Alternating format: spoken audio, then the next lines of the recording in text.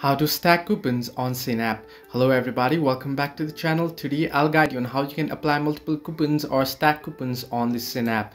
Now in order to do so, in order to get the largest discount on Shein, what you'll have to do is you can apply a code and a reference code to your order. Now you can use multiple codes, that is, one is a coupon code and the other one is a reference code. Now search for reference code, you can search in for the Shein coupon codes on your Google browser or your YouTube or TikTok, and there on various media platforms you'll be able to get the reference codes. Now once you do so, you can open up your Shein app, and there what you want to do is you want to tap on me option there, and under your more services option you'll be able to see the option, the reference code. Now in my case, in my region, it's not available here, but if it's available in your region, you shall find it there. And what you want to do is you want to enter in the reference code that you get, and once you do so, once you input a reference code for $2 of every purchase you'll get for over next 90 days. And once you do so, what you can do is while on the checkout, if you head into your cart and you want to check out an item,